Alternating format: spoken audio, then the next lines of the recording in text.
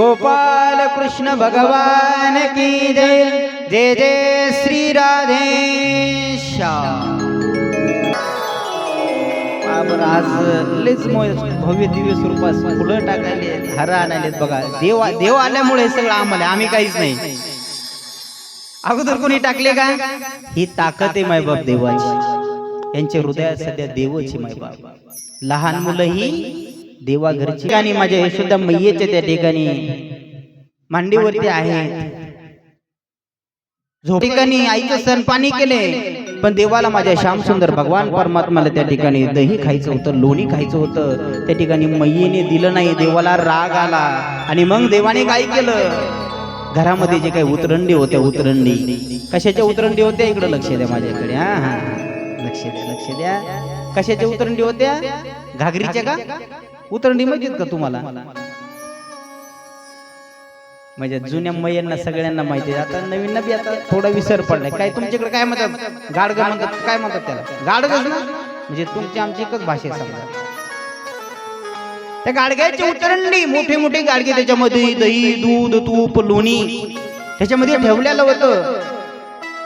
भगवान परमात्मा म्हणले मला दही, दूध, लोणी तू खायचं. यशोदा मैया माझ्याकडे लक्ष देत नाही, कामामध्ये बसते. मग देवाने काय केलं? जे बुडामधलं गाडगं होतं ना, ते गाडगंच काढून घेतलं आणि काढल्यानंतर दही, दूध, तूप, लोणी सगळं त्या ठिकाणी घरामध्ये पांगलेलं आहे का मायबाप. ही लीला आहे. ही लीला माझ्या कायम स्मरणात राहावी. कोणती माता म्हणते सगळं दही, दूध, तूप, लोणी ते ठिकाणी सगळं घरामध्ये पांगलेलं आहे. यशोदा मैयानं बघितलं. हे कोण केलं? लालाने केले. मग माझ्या यशोदा मैयाने त्या ठिकाणी काठी घेतली आणि त्या ठिकाणी माझ्या भगवान परमात्म्याच्या पाठीमाग लागली मारायला. बघा, विश्वाचा चालक मालक पण कोण आकळलाय? यशोदा मैया म्हणजे कोण आहे? भक्ती आहे, भक्ती. देव फक्त भक्तीनेच आकळला जातो. ब्रह्मांडाचा नायक आहे. योग्यांच्या ध्यानामध्ये येत नाही तो देव. का कोणाच्या स्वप्नामध्ये आलाय? विश्वाचा जनिता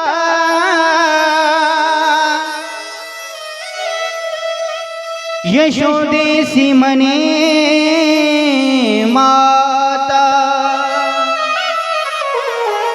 विश्वाचा नायक पण यशोदा मैयाला आई म्हणतोय. माय बाबा काय भक्ती असेल माझ्या यशोदा. लय खूप गोड कथा आहे, लय भाव आहेत कथेमध्ये. मग माझ्या भगवान परमात्म्याला त्या ठिकाणी धरले. माझ्या शृंगार केला होता देवाला. माय बाबा कसा शृंगार केला? असा शृंगार केलेला. मोर पीस आहे, हातात बंसी आहे, डोळ्याला त्या ठिकाणी देवाच्या काजळ आले. देव त्या ठिकाणी असे हात करून त्या ठिकाणी रडायला लागले. ते पूर्ण काजळ त्या ठिकाणी संपूर्ण डोळ्यावर त्याने. देव कसा होता माय बाप? सावळ्या रंगाचा, कुरळ्या केसाचा, गोबऱ्या गालाचा, श्याम वर्ण होता माझ्या देवाचा. त्या गवळणीने आता पुढे आपल्याला ऐकायचं. तो सावळ्या रंगाचा भगवान परमात्मा पहिला माय बाप. आणि एवढा आनंद त्यांच्या हृदयामध्ये प्रगट झाला. महाराज वर्णन करतात ना, हा सावळा देखिए आनंदाचा, सावळा देखिए आनंदाचा, सावळा देखिए आनंदाचा, सावळा देखिए आनंदाचा. हो त्याने आनंदाचा पुराला, त्याने आनंदाचा पुराला, सावळा देखिए आनंदाचा, सावळा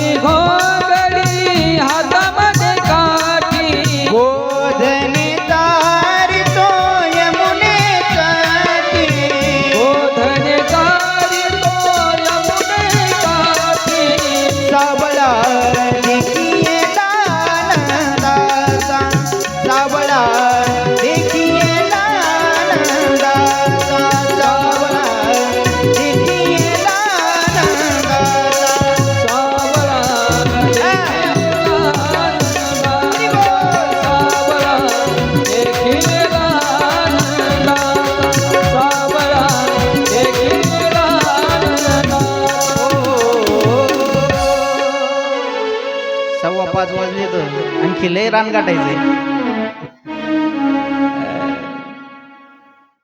नागराज मामा मध्ये चालू द्या ना महाराज कीर्तनापर्यंत. तुम्हाला मी तसं 4 घंटे बी हालू देत नाही. ही भगवंताची कृपा आहे. आपलं काय. गोपाल कृष्ण भगवान की जय. तो भगवान परमात्मा रडतोय. संपूर्ण डोळ्याला देवा तुमच्या काजळ, सगळ्या चेहऱ्याला काजळ लागला. ते मनोहर रूप माझ्या नित्य स्मरणात राहो. हे कोणी मागितले माहिती का? कुंती मातेने. आणि मग कुंती मातेला त्या ठिकाणी देवाने आशीर्वाद दिला. आणि त्या ठिकाणी देव म्हणले आता त्या आशीर्वाद दे, मी जातोय आता.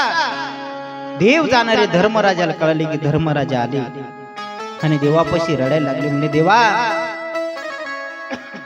विनंती, आजचे दिवस तुम्ही जाऊ नका, आजचे दिवस थांबा. भगवंत जाणार नव्हते मायबाप. का जाणार नव्हते?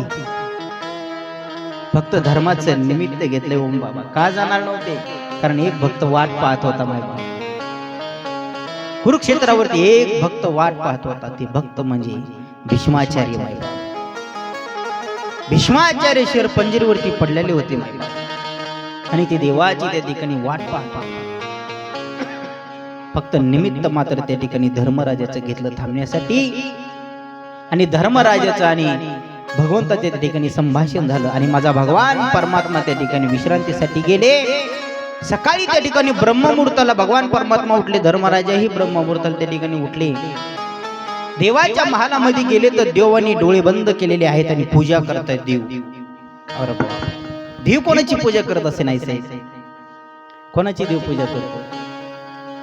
कोणाची करत असेल तुमच्या म्हणण्या? बायकोची?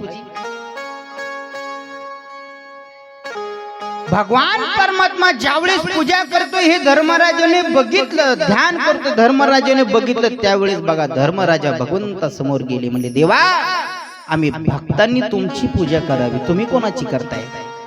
ऐका, त्यावेळेस देवाची उद्गारात देव म्हणले अरे तुम्ही माझी भक्ती करताय आणि मी तुमची भक्ती करतोय. बघा, आपण देवाची पूजा केली की देवही आपली पूजा करतोय. आपण देवाचं ध्यान केली की आपणही देवही आपलं ध्यान करतोय. म्हणून तुकोबरायांना माहित होतं, म्हणून तुकोबरायांनी सर्व संसार देवाच्या चरणावरती घातला. मायबाप देवाच्या चरणावरती घातला. कारण तुकोबरायांना माहित होतं देवाचं आपण ध्यान केली की देव आपलंही ध्यान करतो. मनच सांगत नाही. तुका म्हणे घालू तयावरी भार, वाहू हा संसार देवा पायी. एक बोध निघतो याच्यातून, एक बोध आहे.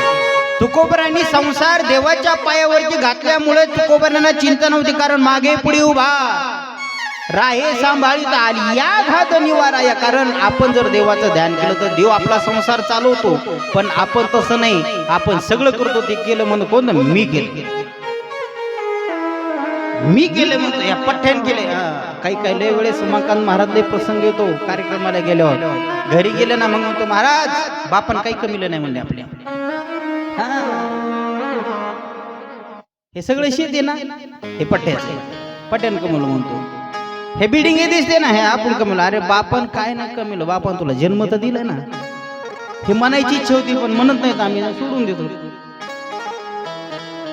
दुसऱ्याच म्हणजे ओझ मी पण आहे. मग देव म्हणते बाबा तू केलं ना, मग हे तू सगळं सहन कर. पण बघा मायबाप, भगवान परमात्मा त्या ठिकाणी ध्यान करतायत. त्यावेळेस धर्मराजा म्हणते कोणाचं ध्यान करतायत? ऐका मायबाप, त्यावेळेस भगवंत म्हटले माझा एक भक्त माझी आतुरतेने वाट पाहतोय, ते म्हणजे भीष्माचार्य मायबाप. आणि मग भीष्माचार्याचं नाव काढी सगळे त्या ठिकाणी भीष्माचार्यांना भेटण्यासाठी गेले. भीष्माचार्याच्या सर्व अंगामध्ये बाण आहेत मायबाप. सर्व अंगामध्ये बाण उपसलेले, पूर्ण शिरपंजरीवरती पडलेले आहेत मायबाप. अंगामध्ये रक्त राहिल्याने पूर्ण रक्त त्या ठिकाणी निघून गेले अंगात. तरीही जिवंत आहेत भीष्माचार्य. कोणाची वाट पाहू लागले माहिती का? देवाची वाट पाहू लागले. सगळे पांडव आणि भगवान श्रीकृष्ण ज्यावेळेस भीष्माचार्यांच्या समोर दिसले, भीष्माचार्यांना त्या ठिकाणी असे झोपलेले होते मायबाप. इथं डोक्यातून पण बाण बाहेर निघते. बाण कोणाचे होते? अर्जुनाचे बाण होते मायबाप. भीष्माचार्याने बघितलं आपल्या डोळ्यासमोर श्याम सुंदर भगवान परमात्मा आलेला आहे. भीष्माचार्याने मनोमन देवाचं स्वागत केलं मायबाप. मनोमन देवाची पूजा केली. तुकोबराय म्हणता जेवढी मनोमन पूजा करणार ती लवकर देवाला जाते. करावी ती पूजा मनीचे उत्तम, लौकिकाचे काम नाही तेथे. तुम्ही मनोमन पूजा करा, एवढी फास्ट देवाला जाते. मनोमन देवाचा धावा केला आणि भीष्माचार्याने आनंद झाला. जर तुम्ही असं करायचं तर मग मी माझं मन फिरवीन. मग का सोडायचं? सोडायचं असेल ते बी सांग. चलू द्यायचं का? थोडं लक्ष द्या. कोणी माझा विक्षेप करू नका. ओम दादा बसा खाली तुम्ही आता. कारण माझ्या श्याम सुंदराचं चरित्र आहे मायबाप त्याच्यामध्ये. माझ्या भगवान परमात्म्याचं चरित्र आहे म्हणून महाभारतातल्या लीला या ठिकाणी सांगावं लागतात. कौरवाकडे सैन्य मारल्याचं नाही, पांडवाकडे एकही सैन्य मारल्या जात नाही. कौरवाकडे भीष्माचार्य, द्रोणाचार्य, कृपाचार्य सगळी कर्ण सगळी शूरवीर मंडळी आहेत. दुर्योधनाच्या मनात कपट उत्पन्न झाला रे. आपल्याकडनं भीष्माचार्य आहे तरी आपलं सैन्य मारले जाते. भीष्माचार्य फक्त त्या ठिकाणी शरीराने आपल्याकडनं युद्ध करतायत, पण मनावर मात्र पांडवाकडे मायबा. असं दुर्योधनाला वाटलं आणि दुर्योधन त्या ठिकाणी भीष्माचार्याकडे गेला. म्हणला पितामह तुम्ही माझ्याकडनं युद्ध करत नाहीये, तुम्ही सगळं पांडवाकडनं युद्ध करतायत. माझं सैन्य किती मारले चालले, तिकडे एकही सैन्य मारला जात नाहीये. पांडव आणखी जिवंत, माझे भाऊ किती मेलेत, तुम्ही कसं युद्ध करले असं म्हणायला लागतं. आळ घेतला मायबाप त्यांच्यावर. शहाण्या माणसाला सगळं सहन होतं पण अपकीर्ती सहन होत नाही. लक्षात हृदयाला वाक्य लागले मायबाप ते दुर्योधनाची. भीष्माचार्याने प्रतिज्ञा केली, ए दुर्योधना तुला जर असं वाटत असेल की मी त्या ठिकाणी पांडवाकडनं युद्ध करतोय शरीराने तुझ्याकडे मनाकडे त्यांच्याकडे ऐक, उद्या सूर्योदयापासून सूर्य अस्ताला एकही पांडव जिवंत राहणार नाही अशी मी घनघोर त्या ठिकाणी प्रतिज्ञा करतोय मायबाप. अशी भीष्माचार्याने प्रतिज्ञा केल्यानंतर सगळं विश्व हादरलं मायबाप. साधी त्या ठिकाणी प्रतिज्ञा कोणाची आपल्यासारखीची नव्हती, भीष्माचार्याची प्रतिज्ञा होती मायबाप ती. भीष्माचार्याने प्रतिज्ञा घेतली, सगळ्यांना कळले आता उद्या एकही पांडव जिवंत राहणार नाही. दुर्योधनाच्या मनात गुदगुल्या झाल्या, आनंद झाला. आता आपला शत्रू एकही जिवंत राहणार नाही. प्रतिज्ञा भीष्माचार्यांची. पण पांडवांना याची खबर बी नाही की आपण उद्या जाणार आहे. पण ही खबर लागली माझ्या भगवान परमात्म्याला. देवाला कळलं की उद्या पांडव एकही राहणार नाहीये. हे मस्त झोपले संध्याकाळी आपले पर्णकोटीमध्ये. पाचही पांडव झोपले आणि असे झोपले, एवढे गाढ झोपले. मनुष्य गाढ केव्हा झोपतो मग? गाढ निद्रेमध्ये. ज्या वेळेस समजायचं मनुष्य झोपलाय आणि घोरायला लागलाय, काय घोरायला लागलाय, समजायचं हा बिंदास जीवन जगतोय, याला कुठल्याच प्रकारचं टेन्शन नाही आणि तो सुखी आहे. गोपाल कृष्ण भगवान की जय. ज्याला पडल्या पडल्या झोप लागते मायबाप त्याच्यासारखा मनुष्य श्रीमंत नाहीये. घुरण्याबद्दल हसू नका, ती लई मोठी झोप आहे ती. कोणी बी घुरत नाही. जो तन मन धनाने संपन्न आणि मस्त आपल्या मशीद जगतो मायबाप. तशी मी पांडवांचं सांगलो लगेच आपल्याकडे ओढून घेताय गोपाल कृष्ण भगवान. लगेच याच्याकडे त्याच्याकडे पाहायला लागले. अहो ते सुखी आहे. अहो लोकांना झोपी लागत नाहीत, लोक झोपीच्या गोळ्या खातेत झोप लागाव म्हणून. बिंदास झोपले मायबाप. पण देवाला मात्र त्या ठिकाणी चिंता लागली. उद्या माझ्या भक्तावर संकट आलेलं आहे, त्यांचं कसं होईल? देव त्या ठिकाणी फिरायला लागले आणि बघितलं याच्या पर्णकुटीमध्ये आले तर मस्त झोपलेले. देवाने हलवलं, अरे अर्जुना अरे जागा हो, तुला काही माहित आहे का नाही, काही चिंता आहे का नाही तुला? म्हणजे काय झालंय? भीष्माचार्याने प्रतिज्ञा केली उद्या एकही पांडव जिवंत ठेवणार नाही म्हणून, तुम्हाला माहित नाही का?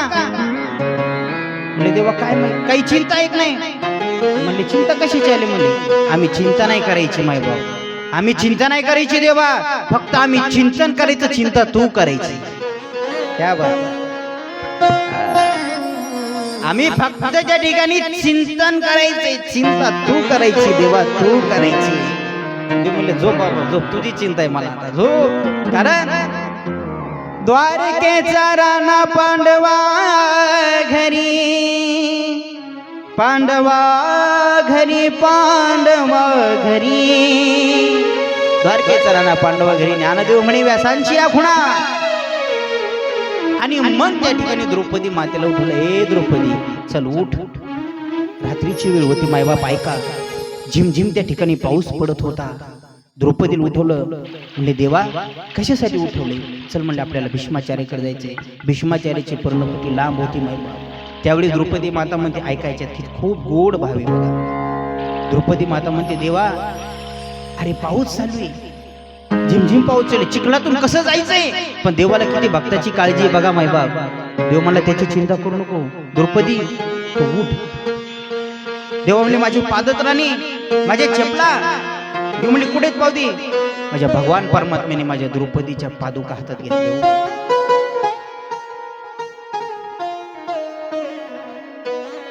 द्रौपदी मातेच्या पादुका चप्पल हातामध्ये घेतली देवाने. काय भक्ती असेल मायबाप, कशी भक्ती केली असेल त्यांनी हो. आणि द्रौपदीचे पाय भरतील म्हणून माझ्या विश्वाच्या मालकाने द्रौपदीला खांद्यावरती घेतलंय मायबाप. आणि खांद्यावरती घेऊन त्या ठिकाणी माझा भगवान परमात्मा भीष्माचार्याच्या पर्णकुटीकडे जात आहे. भीष्माचार्य झोपलेले होते. भीष्माचार्य ध्यानस्थ त्या ठिकाणी होते आणि माझ्या देवाचं नामस्मरण करत होते. जय कृष्ण श्री कृष्ण, जय कृष्ण श्री कृष्ण, जय कृष्ण श्री कृष्ण, जय कृष्ण श्री कृष्ण. देवाचं चिंतन करत होते. आणि मग त्या ठिकाणी द्रौपदी मातेला त्या ठिकाणी भीष्माचार्याच्या पर्णकुटीपाशी सोडले. आणि त्या ठिकाणी द्रौपदी मातेला एक सांगितलं होतं, जाताना पायाचा आवाज होऊ देऊ नको आणि बांगड्यांचा आवाज होऊ देऊ नको. त्यावेळेस तिच्या हातात बांगड्या होत्या बरं का. आताच्या द्रौपदी मातेच्या आहे की नाही माहिती नाही, पण द्रौपदी मातेच्या होत्या. बांगड्यांचा आवाज होऊ देऊ नको. द्रौपदी माता त्या ठिकाणी मंद मंद मंद पावलाने भीष्माचार्यांकडे गेली आणि दर्शन घेतलं. भीष्माचार्याने आशीर्वाद दिला, अखंड सौभाग्यवती भव. आशीर्वाद दिल्यानंतर मग बांगड्या वाजवल्या. आणि बांगड्या वाजवल्यानंतर मग त्या ठिकाणी भीष्माचार्याने डोळे उघडले. पाहताय समोर द्रौपदी. मग त्यावेळी द्रौपदी माता म्हणली, पितामह आशीर्वाद या जन्मीचा का पुढच्या जन्मीचा? तुम्ही आशीर्वाद दिलाय, पण तुमची प्रतिज्ञा आठवा. उद्या पांडव एकही जिवंत राहणार नाही. उद्या माझं कुंकू जाणार आहे. आणि तुम्ही आशीर्वाद दिलाय, अखंड सौभाग्य होते. त्यावेळेस भीष्माचार्य म्हणले, द्रौपदी तू थांब, तू बाजूला, तुला कोण आणलंय? त्यावेळी द्रौपदी माता काय म्हणली, देवाचं नाव नाही घेतलं, माझा सेवक मला घेऊन आलाय. तुम्ही रचित झाल्याशिवाय तुमच्या गडी उतरणार नाही का?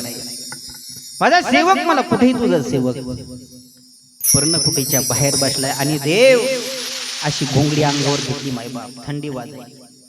आणि द्रौपदी मातेच्या साईडला पादुका आहेत आणि एका कोपऱ्यामध्ये देव बसलाय. भीष्माचार्याने ते पाहिलं रूप देवाचं आणि थाय मोकलून रडायला लागले, देवा अरे किती भक्ताचे काम करशील रे देवा, किती भक्ताचे काम काय काय तू करशील रे. भक्तांनी जशी इच्छा केली तेवढी तू भक्ताची इच्छा पुरवतोय मायबाप माझा भगवान परमात्मा. चुखोबराई त्या ठिकाणी देवावरती भार घालून गेले. चुखोबराईच्या पत्नीचं बाळातपण केलं माझ्या देवाने. चोखोबाची बहीण झाला शारंधरा, वहिनी उघडादार हकमारी. अरे काय काय काम करशील देवा. संत सखुबाईची तू त्या ठिकाणी, संत सखुबाईची त्या ठिकाणी संत सखुबाई झाला. तिच्या नवऱ्यापासून त्या ठिकाणी झालेला तर गर्भ देवा तू पोटात वाढवला. किती काम करशील रे भगवान भक्तांचे. साधा वया भक्ती काज नाही लाज धरीत, होय भक्ती केला तैसा पूर्वी धरावी तीच्छा. आणि भीष्माचार्य रडायला लागले, अरे देवा मी बी तुझाच भक्त आहे रे, माझ्यासाठी काय एवढा वज्रदेय होतो. देवाने त्या ठिकाणी भीष्माचार्य म्हणले, तुमची काय इच्छा आहे सांगा, बस एकच मागणी. ज्यावेळेस माझा देह पडणार आहे त्यावेळेस माझ्या डोळ्यासमोर तुम्ही राहा, बस एवढंच मला पाहिजे. आणि म्हणले पांडवाचं तर सोडून द्या, अशी हजार जरी भीष्म आले प्रतिज्ञा करणारे तर त्यांचा बालही वाकडा होणार नाही. जाको राखे रघुराई उसको मार न सके कोई. काय दुसरं एक प्रमाण आहे. देवतारी त्याला कोण मारी. देव तार नसलं कोण मारणार आहे. जास्त तर रंगत चालले, चला पुढे, अशी प्रतिज्ञा केली होती. आणि मग त्या ठिकाणी म्हणले माझ्या शेवटच्या वेळेत डोळ्यासमोर उभं राहा. देवाने वचन दिलं आणि मग भीष्माचार्याचं वचन पाळण्यासाठी त्या ठिकाणी कुरुक्षेत्रावरती भगवान परमात्मा आहेत, सगळे त्या ठिकाणी उपस्थित आहेत. आणि मग त्या ठिकाणी भीष्माचार्याला माझा भगवान परमात्मा भीष्माचार्याला म्हणतात, तुम्ही काय करा, या धर्मराजा आता त्या ठिकाणी राजगादीवरती बसलेला आहे, याला थोडं तुम्ही ज्ञान सांगा. देव सांगू शकत होते, पण भीष्माचार्याला सांगितलं ज्ञान सांगा. का? भक्तांचा महिमा वाढवायचा आहे देवाला. भक्ताचा महिमा वाढवायचा. लक्षात ठेवा, ऐका सांगून जाईन. तुकोबराईची गाथा रामेश्वर भट्टाने नाही बुडवली. लक्षात ठेवा, तुकोबराईची गाथा माझ्या देवानेच बुडवायला लावली. का बुडवायला लावली? गाथा जर पाण्यामध्ये बुडवली नसती तर गाथ्याचा महिमाच कळाला नसता. माय बाप, गाथ्याचा महिमाच कळाला नसता.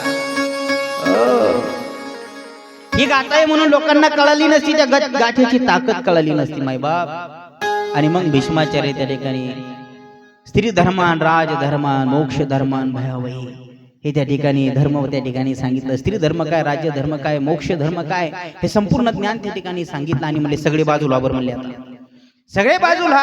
आणि तो भगवान परमात्मा माझ्या डोळ्यासमोर उभा करा. देवाचं सुंदर त्या ठिकाणी स्तवन केलं. त्याला श्रीमद भागवत मध्ये भीष्माला स्तवन त्या ठिकाणी म्हणतात. सुंदर त्या ठिकाणी स्तुती गायली देवाची. आणि आता उत्तरायण त्या ठिकाणी जवळ आले. योगी लोक त्या ठिकाणी उत्तरायणाची वाट पाहतायत. उत्तरायण त्या ठिकाणी जवळ आले. आता भीष्माचार्य इच्छामरणी होते बरं का. त्याचा खूप मोठा इतिहास आहे.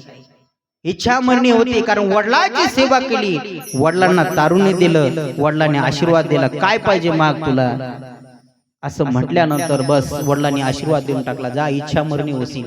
कोणाचे पुत्र होते भीष्माचार्य? तुकारामचे का सकारामचे? गंगा पुत्र भीष्म होते माय बाप. गंगे मातेचे पुत्र होते भीष्माचार्य. आणि मग मायबाप देव डोळ्यासमोर उभा आहे. आणि भीष्माचार्यांचं ते निर्याण प्रकरण सगळे त्या ठिकाणी वैकुंठातून लोक बघतायत. सगळे इंद्र चंद्र महेंद्र सगळे देवाधिक त्या ठिकाणी पाहतायत. आता भीष्माचार्याचं उत्तरायण जवळ आले. आणि भीष्माचार्यांनी देवाला भीष्माचार्याने एवढी प्रार्थना केली, देवा इतना तू करना स्वामी, जब प्राण तन से निकले, गोविंद नाम लेके सब प्राण तन से निकले। एक भक्त की है अर्जी, आगे तुम्हारी मर्जी, जब प्राण तन से निकली। अशी प्रार्थना केली देवाला. आणि देवाला म्हणले, देवा आता दृष्टी पुढे ऐसा चितुरा है, आता दृष्टी पुढे ऐसा चितुरा है, आता पुढे ऐसा तुझा आहे, आता पुढे ऐसा तुझा आहे।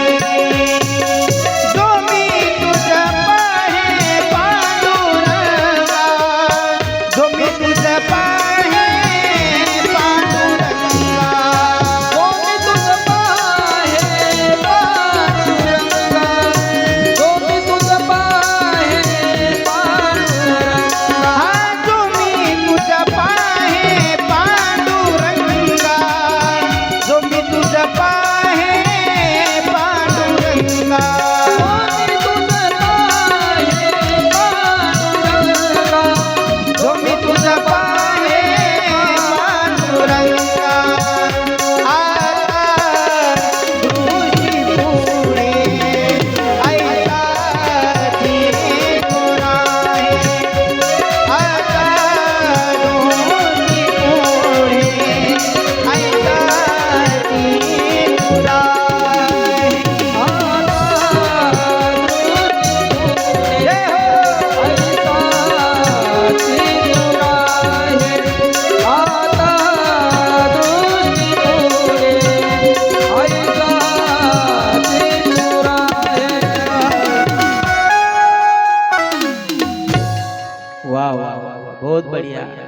आता दृष्टी पुढे असताची तूर आहे. मग भगवान परमात्मा त्या ठिकाणी भीष्माचार्य समोर राहिले आणि भीष्माचार्यांनी आपली निज ज्योत भगवान परमात्म्याच्या चरणी विलीन केली.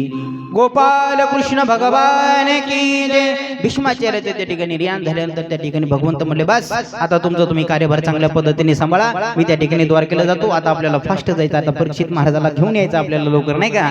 आणि मग भगवान परमात्मा त्या ठिकाणी द्वारकेला गेले. इकडे चांगल्या पद्धतीने त्यांचं राज्य चालू झालं. आणि मग म्हणतात कलीचं त्या ठिकाणी आगमन झालं. नाना प्रकारचे त्या ठिकाणी जसं धर्मराजाचं राज्य धर्माने नीतीने चालू होतं. पण धर्मराजाला काही आगळं वेगळं पाहायला मिळायला लागलं. काय पाहायला मिळायला लागलं तर कुत्रे त्या ठिकाणी दिवसा इवळायला लागली. कारण कली त्या ठिकाणी सुरुवात झाली होती. हो, धर्मराजाच्या राज्यामध्ये लोक कधी दरवाजाला लॉक लावत नव्हते. लॉक म्हणजे काय? कुलूप. कुलूपच म्हणतात का तुमच्याकडे? लॉक म्हणते. आता आपण घराला लॉक लावून उघडे ठेवले घर. कुलूप लावून आले काय केले घराला? माझी जरा गावरान भाषा बरं का, समजून घ्या. का लावले घराला? की आपल्या घरामध्ये चोर घुसतील, आपल्या घरातलं सामान कोणी नेईल. पण धर्मराजाच्या राज्यामध्ये ज्यावेळेस ते एकही त्या ठिकाणी घराला दरवाजाला त्या ठिकाणी लॉक लावत नव्हते. पण आता लोक त्या ठिकाणी लॉक बनवून घ्यायला लागले. लॉकला हे धर्मराजाने डोळ्याने बघितलं. कारण कलियुग आलं होतं. कलियुगाचा नेमका प्रादुर्भाव त्या ठिकाणी कलियुगाची सुरुवात झाली होती.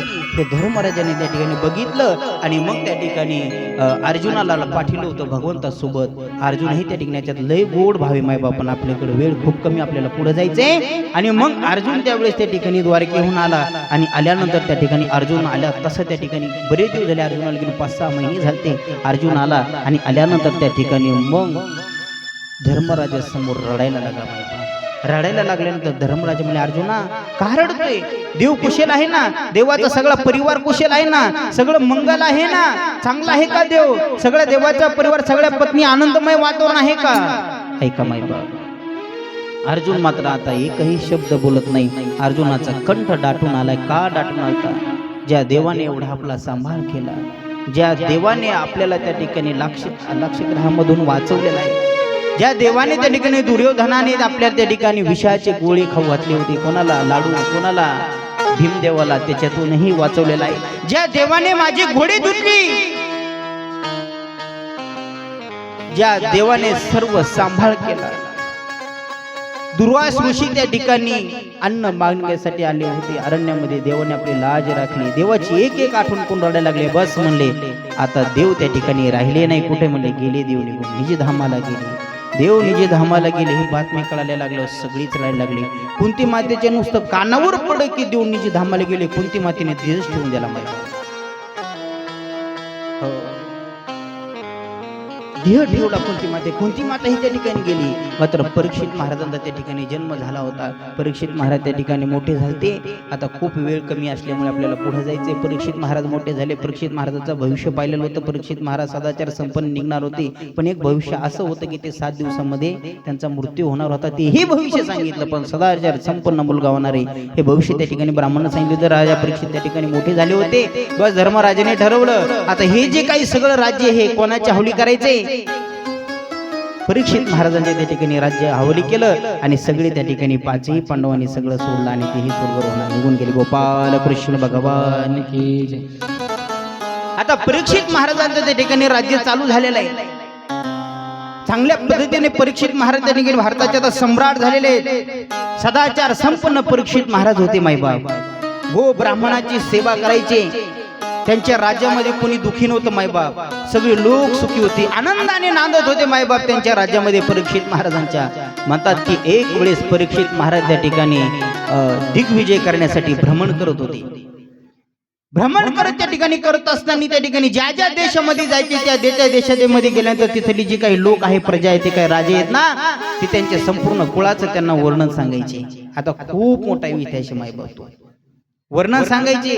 तुमच्या कुळामध्ये साक्षात भगवान श्रीकृष्ण राहत होते. तुमच्या आजोबा पंजोबाचा सांभाळ भगवान श्रीकृष्णाने केलाय. तुमचे आजोबा एवढे सदाचार संपन्न होते, एवढे धनुर्विद्येमध्ये प्रवीण होते. सगळं ऐकायला मिळायचं आणि त्यांना समाधान वाटायचं. मायबाप परीक्षित महाराजांना संपूर्ण दिग्विजय केलेला आहे. आणि मग घरी आले आणि घरी आल्यानंतर एक वेळेस म्हणतात की त्या ठिकाणी परीक्षित महाराज शिकार करण्यासाठी अरण्यामध्ये गेले. त्या अरण्यामध्ये शिकार करण्यासाठी गेले आहेत. त्यांनी एक दृश्य बघितलं. मायबाप एक गाय आहे, एक बैल आहे. त्या बैलाला नाही गायले काळा कुट्ट पुरुष त्या ठिकाणी काठीने मारतोय. गाय रडते, बैल रडते. हे परीक्षित महाराजांनी पाहिलं, अरे माझ्या राज्यामध्ये गायीवर अत्याचार होत आहेत, बैलावरती अत्याचार होत आहेत. लगेच त्यांनी भात्यातून बाण काढ आणि त्या ठिकाणी बाण सोडणार की ते म्हणले, राजन थांबा, मी दुसरा तिसरा कोणी पुरुष ना, मी साक्षात कली आहे, मारू नका. त्या ठिकाणी कली साईडला थांबलाय. ते गाय म्हणजे कोण आहे माहिती का? गाय म्हणजे पृथ्वी माता आहे. तो बैल म्हणजे कोण आहे? बैल म्हणजे धर्म आहे. पृथ्वी माता तेव्हाही रडते आणि आजही रडते. लक्षात ठेवा गोपाल कृष्ण भगवान की जय. कारण सध्या पृथ्वी मातेवर एवढं पाप व्हायला मायबा, तरी माझी पृथ्वी माता सहन करते मायबा. बुडविला धर्म, धर्म झाला फार, सोसवे ना भार मजाता,